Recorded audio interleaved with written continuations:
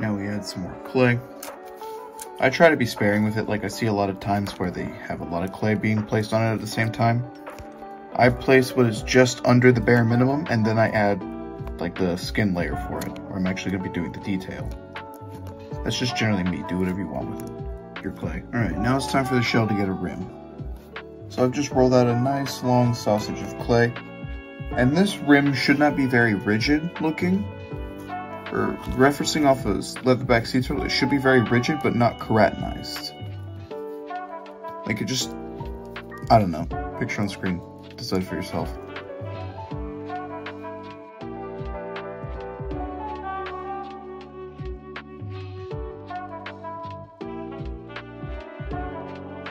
I generally just like smooth it into shape when I'm doing smooth stuff with like a long, more smooth stick like on my silicone shaper. And this can just get it into like a workable type of thing. Here we go. Now we're doing the back flipper, and you just fold this flat and then fold this back on that flat. And because the back flipper is a little bit different than the front flippers, which I forgot to record, I'm sorry. You just keep doing them flat into a roughly paddle shape. Kind of like the state of Wisconsin, if you know what I mean.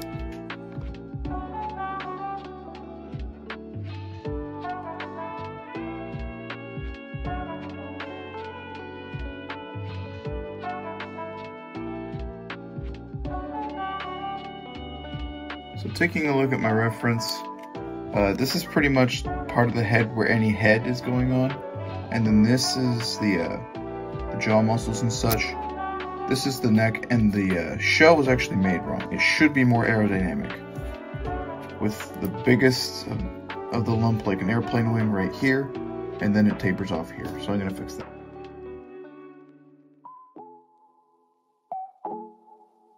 Now I blend in the throat pouch, as referenced from leatherback sea turtles, which for some reason just have a massive throat pouch.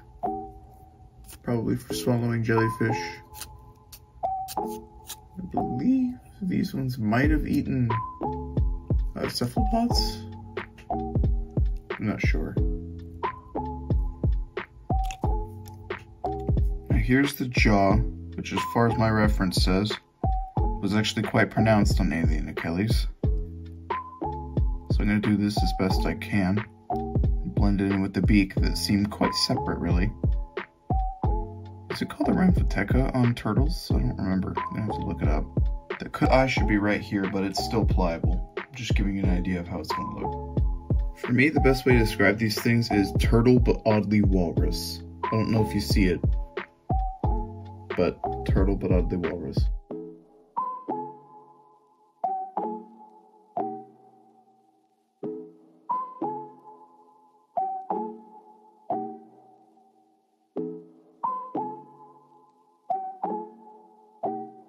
I've made the eye. I pre-baked a little ball of clay. In fact, the one I used earlier to make that little dent. So now I can just put the eye in, and it has some personality too. And it can stay there.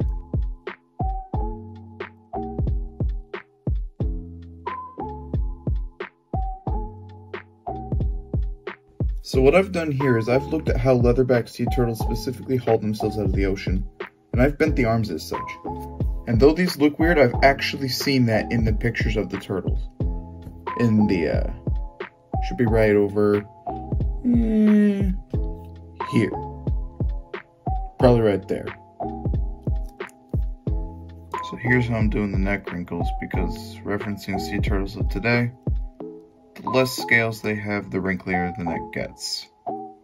Ultimately culminating in what you're tired of hearing me say now, the leatherback sea turtle. Alrighty, now here we go. We got to do these wrinkles here. Now these ones are going to be a bit sloppier because they're a bit further away than I did the other ones. But you can kind of just drag these in like a circular pattern-ish over the leg to make it look realistic, like I did over here. As you can see that makes it look well. Now these little scales right here are based on the prehistoric planet one, and they had a protostegid sea turtle in theirs too. I believe it was in the coast episode where the T-Rex flips over the dead one. Absolutely minuscule scales. Now we're gonna go to time. You're going to do little crosses across this wrinkle, and you're gonna make sure that they're quite small and divided. Kind of like that. Now for the bigger scales towards the middle and the end of the flipper, you can do that but larger. But for these little ones, you barely have to make cuts in the wrinkles. And I suggest a soft fade out too. So I have shown the wrinkling, but I haven't shown it greatly. So you kind of just run this ball stylus back and forth to create the wrinkle in sea turtles. Now they have very dense and small wrinkles, so this works best for sea turtles in my opinion. So I would suggest you do this. If not, okay, fine. You do you, I guess. But that's how you do those wrinkles. And then if you smush them a little bit with the blunt end of a brush, which I seem to have lost. I found the brush.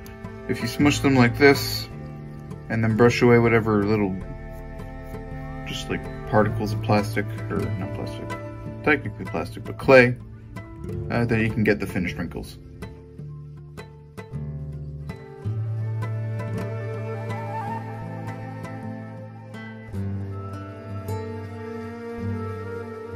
Now I'm adding those lines that you see on the shells of a leatherback sea turtle.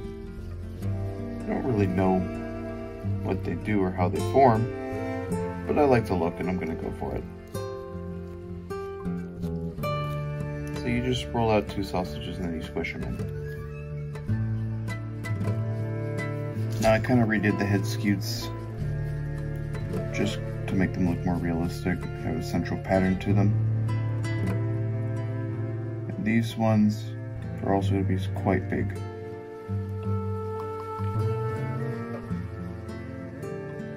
Alright, shorts reveal. This is the best way I could do this because my shorts are softer than my desk. So, these are for the hind flippers. And these are mostly to keep the creature stable. I think they don't really have any power, they're more steering. As far as we found, there was a sea turtle in the late Jurassic that had scale impressions for these quite large scales for stability of the flipper on its hind foot. And that's actually why I decided to put these scales on here. Otherwise I was going to base it off more of a leatherback sea turtle.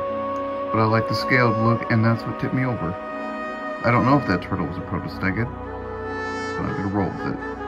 Now I was gonna texture the beak, but I actually want to see if it'll look better if I don't this time. Just leave it smooth.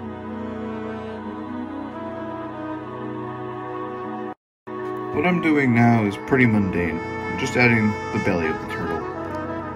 And it really doesn't need all that much detail, even though I'm probably gonna give it a little bit. Because in its diorama that it's gonna be in, video plug, subscribe for that. It's just not going to be visible from the bottom, so I don't really need all that much detail down here. Like, normally I like to do it anyway, because I said so, but it just doesn't need it, strictly speaking. Anyway, that's how you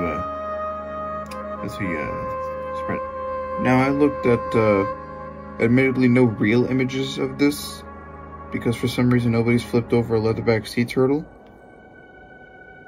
Just images of like toy figurines of this, and those had what basically looked like a leotard but made of, I don't know, skin. Like, they're called leatherback sea turtles, but it looks like it's a full keratin plate to me. I'm not sure what it is. I've heard it described as skin, but it doesn't look like skin, so your guess is as good as mine, I guess.